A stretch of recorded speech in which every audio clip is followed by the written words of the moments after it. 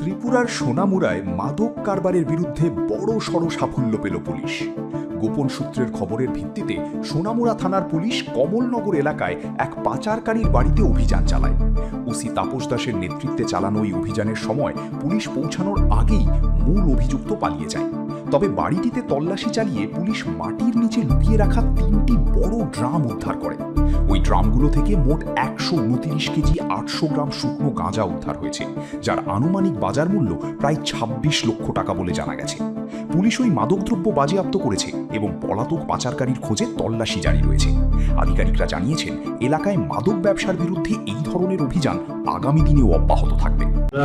গত মধ্যরাতে একটা গোপন সংবাদের ভিত্তিতে একটা সার্চ অপারেশন করি আমাদের যে সোনামুড়া থানার অন্তর্গত কমলনগর এলাকাতে।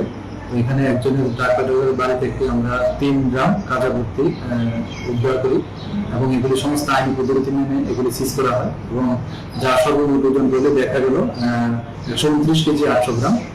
আর এগুলোর যে আনুমানিক বাজার মূল্য প্রায় 26 লাখ টাকার মতো হবে।